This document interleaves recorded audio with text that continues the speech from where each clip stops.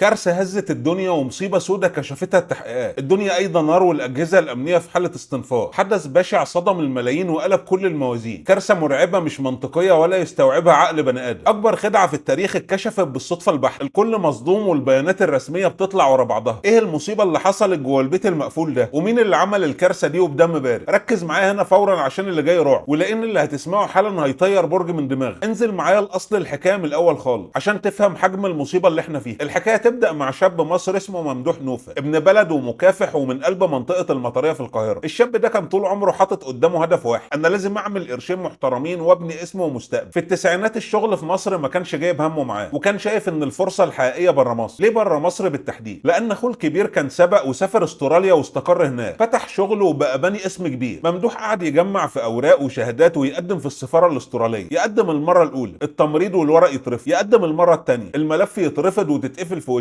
ممدوح قعد على القهوه في المطريه يفكر: الحل ايه؟ انا لازم ادخل البلد دي باي طريقه. وهنا واحد من معارفه قالها له في وشه: مفيش قدامك غير طريق واحد بس يا ممدوح، تتجوز واحده معاها الجنسيه الاستراليه. ممدوح ما كانش عايز جوازه ورق ومصلحه وخلاص، كان عاوز يفتح بيت ويعمل عيله بجد. وفي زياره من زياراته لاخوه في استراليا، مرات اخوه كانت بتروح المركز الاسلامي في سيدني باستمرار، وهناك لفت انتباهه بنت هاديه جدا ومحجبه اسمها نرمين. لكن الناس في المركز كانوا بيكلموها بلقب الشيخه نرمين. مين هي الشيخه نرمين دي؟ ست حافظه للقران الكريم كامل، بتدي دروس دين للبنات والاطفال في المركز، مصريه الاب والام، بس اتولدت وعاشت طول حياتها في استراليا. نرمين دي كان يتقدم لها عرسان بالكوم وترفضهم، وكان عندها شروط زي الحديد ومستحيله لاي عريس. تعال اسمع معايا شروطها كانت ايه. يكون راجل مصري اصيل عشان يفهم طبعها، يكون متدين ومحافظ، والاهم يستقر معاها في استراليا وما يطلبش منها تعيش في مصر نهائي. مرات اخو ممدوح لما سمعت الشروط دي قالت: بس الكلام ده متفصل على ممدوح بالملي. عرضت الفكره على ممدوح، وممدوح طار من الفرح، قال: بنت حلال ومتدينه وتصوم بيتي وعيالي، ده انا اتمناها. ونزل والد نرمين مصر زياره خطف، قابل ممدوح وعيلته في المطريه واتفقوا على كل التفاصيل. نرمين رجعت استراليا، وممدوح حصلها بعد اسبوعين بشرط الاقامه والجواز، وتمت الجوازه وبدات الرحله. ومرت الايام والسنين يا جماعه، التفصيله دي لازم تركز فيها كويس جدا. الجوازه دي استمرت لكام سنه؟ ل 34 سنه كاملين تحت سقف بيت واحد. خلفوا خلالهم كام ولد وبنت؟ 8 اطفال ابناء كبار وتربوا في استراليا. ممدوح فحر في الصخر بمعنى الكلمه، فتح سوبر ماركت مع اخوه، دخل في تجاره العقارات والمحلات، كبر وتجارته وسعت وبقى المليونير ممدوح نوف. فلوس بالكوم يا جماعه وحسابات في البنوك. لكن ممدوح كان راجل ناصح ومصري اصيل، قال: انا لازم امن نفسي في بلدي عشان لما اكبر ارجع استريح. بدا يبعت كاش على مصر ويشتري املاك تقيله. اشترى فيلا جامده جدا في اسكندريه على البحر، اشترى شقه فاخره في التجمع الخامس بالقاهره، واشترى بيت واملاك ومحلات في مسقط راسه بالمطريه. كل ده باسمه وشقال خاص. لكن خلي بالك من النقطه المرعبه دي: طول ال 34 سنه دول نرمين وعيالها الثمانيه ما حطوش رجليهم في مصر ولا مره واحده. 34 سنه وما نزلوش زياره لمصر حتى فسحه. علاقه نرمين باهل ممدوح في المطريه كانت شبه ميته. 3 مكالمات بالعافيه طول ال 34 سنه لمجرد تاديه الواجب. نرمين كانت قافله على عيالها بالحديد والنار، رافضه تماما انهم يختلطوا بعيله ابوهم في مصر. مش بس كده، نرمين كان عندها حب تملك شديد جدا، كانت دايما تضغط على ممدوح باسلوب ناعم: يا ممدوح انت بتسافر كتير وممكن يحصل لك حاجه، اعمل لي توكيلات عامه دير بيها املاكك وتجارتك. وممدوح بحسن نيه وعشان يشتري دماغه ويهدي بيته، عمل لها توكيلات عامه شامله لكل حاجه يملكها. وده كان اول كارت في لعبه الشيطان. لما الراجل يوصل لسن ال 62 بيحس ان باقي من عمره سنين قليله، عاوز يعيش في هدوء وراحه بال. ممدوح لما كان ينزل مصر يزور اهله كان يبان في عينه انه شايل الهم. الجانب العاطفي بينه وبين نرمين كان ميت تمام، جفاف وبرود ومشاكل باستمرار على اقل حاجه. وفي سنه 2022 يا جماعه، ممدوح اخذ قرار مصيري صدم بيه اهله، قرر يتجوز للمره الثانيه. ولانه عارف دماغ نرمين كويس وانها ممكن تهرب العيال وتعمل مشكله، قرر ان الجوازه تكون في السر تماما في مصر ومن وراه، وبمساعده ناس من افراد اسرته المقربين. اتجوز فعلا من سيده مصريه محترمه، وبدا يقسم حياته بالمسطره: شهرين في استراليا عشان شغله وعياله، وشهر في مصر مع مراته الجديد. كان فاكر ان الموضوع مستور ومحدش هيعرف حاجه. لكن نرمين عينها زي الصقر، بدات تلاحظ ان تصرفات ممدوح اتغيرت 180 درجه. اهتمامه بالتليفون زايد، بيمشي يتكلم في الصاله لوحده، وسفرياته كترت. نرمين فتشت وراه وراقبت كل حركاته، وفي وقت قصير جدا وصلت للرقم الشخصي للزوجه الجديده في مصر. رفعت السماعه واتصلت بيها بنفسها. نرمين زعقت وقالت لها باسلوب ناشف: انت مين وبتكلمي جوزي ليه يا ست انت؟ الزوجه الثانيه ما خافتش وقالت لها الصراحه المباشره في وشها: انا مراته على سنه الله ورسوله من شهور طويله. هنا البركان فرقع يا جماعه في استراليا. الصدمه بالنسبه لنرمين ما كانتش مجرد غيره ستات وبس، لا، نرمين فكرت بعقليه تجاريه مرعبه. قالت: 34 سنه شقه انا وعيالي، والاملاك والفلوس دي كلها تروح لست تانية غريبه في مصر تاخد نص الميراث على الجاهز. من اللحظه دي يا جماعه بدات نرمين ترسم الخطه الشيطانيه بدم بارد. ممدوح اتصل بيها لما عرف ان السر اتكشف، قال لها: يا نرمين هدي اللعب، انا جاي استراليا الاسبوع اللي جاي وهقعد معاكي ونحل كل المشاكل مشاكل وراضيكي في كل اللي انت عايزاه. نرمين ردت عليه بصوت هادي اشد من التلج: تيجي بالسلامه يا ممدوح، انا مستنياه. لكن اللي كان بيترتب جوه البيت في سيدني كان حاجه مرعبه. نرمين فتحت الاكونتات بتاعه الواتس والفيس بتاعه ممدوح على تليفونها هي الشخص عشان تسيطر على السوشيال ميديا بتاعته بالكامل، ونزلت اشترت ادوات ومعدات غريبه وسكتت كأن مفيش اي حاجه. عدى الاسبوع وممدوح وصل مطار سيدني في بدايه سنه 2023. وصل على بيت. اول ما دخل الشقه نرمين عملت حركه غريبه جدا، جمعت عيالها الثمانيه وقالت لهم: ابوكم اتجوز عليا وجاي تعبان، روحوا اتعشوا وباتوا عند بيت عمكم النهارده عشان نقعد نتكلم لوحدنا ونحل مشاكلنا. العيال فعلا سابوا البيت ومشوا راحوا عند بيت عمهم، وقعد ممدوح ونرمين لوحدهم في الشقه المقفوله. ومن اللحظه دي مفيش مخلوق شاف ممدوح نوفل تاني على قيد الحياه. تاني يوم الصبح العيال راجعين البيت لقوا امهم قاعده بتشرب قهوه ببرود شديد. سالوها: فين بابا يا امي؟ قالت لهم: ابوكم لم هدومه ومشي من البيت وقال انه رايح يعيش مع مراته الجديده وما يدورش عليه حد. وفي نفس اليوم ينزل بوست من صفحه ممدوح الشخصيه على الفيسبوك: انا مسافر ومحتاج فتره ابعد فيها عن الضغوط والمشاكل. وبعد اسبوع توصل رساله واتس لاهل ممدوح في المطريه من تليفونه الشخصي: استقبلوا نرمين في المطار وساعدوها تبيع الفيلا اللي في اسكندريه وشقه التجمع لاني محتاج سيوله ضروريه لتجاره جديده. الاهل استقبلوها ونفذوا طلب الرساله بحسن نيه وبدون شكوك. نرمين باعت الفيلا والشقه ب 41 مليون جنيه كاش، حولت الفلوس كلها لحساباتها الشخصيه في استراليا وطارت بره مصر. رجعت استراليا وقالت لاهله: اتخانقنا ومشي ومعرفش طريقه ولا هو فين. ويمر شهر شهرين ثلاثه 6 شهور يا جماعه، الرسائل بتيجي من تليفون ممدوح زي الساعه، يبارك في المناسبات ويحول الفلوس والشهريات لامه واخواته في مصر بانتظام. لكن الغريب والمريب جدا ان ولا مكالمه صوتيه او فيديو واحد اتعملت طول الفتره دي. كل ما حد يتصل بيه صوت التليفون يكنسل ويجي رساله فوريه: انا في اجتماع هادي، الشبكه وحشه مش عارف اتكلم. وقعدت اللعبه دي مستمره ل 11 شهر كاملين يا جماعه. لكن علي اخو ممدوح اللي قاعد في استراليا عقله ما بلعش الفول. علي عارف اخوه ممدوح كويس جدا. ممدوح بيعشق امه ومستحيل يمر عليه كل الوقت ده من غير ما يكلمها يسمع صوت. علي بدا يضغط على نرمين والعيال: فين ممدوح؟ خلونا اكلمه باي طريقه. العيال كانوا متربيين على برود تام، يردوا عليه: بابا اتجوز ومشي، ندور عليه ليه؟ الاخ علي ما استحملش، وفي شهر مايو 2023 طلع على مركز الشرطه الاستراليه وعمل محضر تغيب رسمي. الشرطه الاستراليه بدات تحقق وتراجع السجلات في الدوله. واللي حصل بعد كده يا جماعه قلب الدنيا حرفيا. سجلات الجوازات والمطارات بتقول ان ممدوح ما خرجش بره استراليا اصلا من يوم ما دخل في 2023، ومالوش اي وجود في سجلات المستشفيات ولا المعامل. حساباته البنكيه الشخصيه ما فيش عليها اي حركه سحب يدويه. لكن قدام القانون الاسترالي مفيش جسم، مفيش جسم يبقى مفيش جريمه، ومفيش اي دليل مادي ضد نرمين. نرمين كانت عايشه حياتها في سيدني بقمه الثبات الانفعالي، بتحفظ قران، شغاله في رعايه المسنين، بتشتري عقارات جديده باسمها، بل انها راحت سجلت نفسها في مصحه نفسيه تعالج نفسها من القهر والاكتئاب. 11 شهر كاملين والشرطه بتدور في المجهول لحد ما جت اللحظه اللي ربنا اراد فيها المستور ينكشف امام العالم كله. في يوم 13 يوليو 2024 عمال صيانه في منطقه نائيه ومظلمه في سيدني لمحوا اكياس بلاستيك سودا ضخمه مرميه بين الشجر والريحه طالعه منها تقطع النفس. بلغوا اجهزه الامن فورا. تيم الطب الشرعي نزل وفتح الاكياس. والصدمه المرعبه يا جماعه كانت هنا: اجزاء بشريه متحلله تماما لراجل في الستينات ميت من 11 شهر. التقطيع تم بمنشار كهربائي بشكل عشوائي ومحترف. اخذوا العينات وعملوا تحليل الدي ان ايه مع الابناء الثمانيه. النتيجه طلعت صعبه، الرفات دي تخص ممدوح نوف. الشرطه طارت على بيت نرمين وقبضت عليها فورا. نزل فريق الادله الجنائيه يفتش البيت سنتي سنتي. البيت كان نظيف بزياده ومغسول بالكلور، ولاحظوا ان سيراميك المطبخ والحمام جديد زيرو ومتركب حديد. سالوها: غيرت البلاط ده ليه؟ قالت بمنتهى الثبات: بجدد البيت عادي. لكن المفاجاه اللي محدش توقعها جت من شركه المقاولات. الشركه قالت للشرطه: الست دي جابتنا من 11 شهر وقالت ان كان عندهم كلب جاله سعار وبهدل الارض دم وقتلته بنفسها، وطلبت مننا نخلع البلاط القديم كليا ونرميه ونركب سيراميك جديد. وقدام ادله الشرطه اللي زي الحديد وتطابق الدي ان ايه ومواجهه النيابه العامه يا جماعه، نرمين انصدمت وانهارت تماما واعترفت بالواقعه من الالف للياء. نرمين حطت المخدر لممدوح في العشاء اول ما وصل الشقه. اول ما فقد الوعي ذبحته بسكين وجابت المنشار الكهرباء وقطعت جسمه لاجزاء صغيره، حطتها في اكياس ووزعتها بالليل في اماكن مختلفه بره المدينه. وقعدت 11 شهر كاملين بتمثل دور الزوجه المظلوم، تبعت رسائل من تليفونه وتلم الفلوس والاملاك. 35 سنه جواز هانوا في ثواني عشان الفلوس والانتقام. الشيخه نرمين اترمى عليها الكلبشات وتتحاكم حاليا في اكبر قضيه راي عام في استراليا ومصر. والرساله الاخيره اللي بتسيبها القصه دي يا جماعه: مهما كان تخطيط المجرم مثالي، مفيش حاجه في الدنيا اسمها جريمه كامله. الجريمه دي بتثبت ان مفيش حاجه اسمها خطه كامله في الدنيا، وان الطمع بيعمي النفوس. قول لي رايك حالا في الكومنتات. هل تفتكر نرمين عملت كل ده عشان الغيره والانتقام، ولا الفلوس وال41 مليون هم السبب الرئيسي؟ اكتب لي رايك في التعليقات حالا. ما تنساش تعمل لايك وشير وتشترك في القناه وتفعل الجرس عشان يوصلك كل القضايا الحقيقيه اللي بننشرها. اشوفكم الفيديو اللي جاي.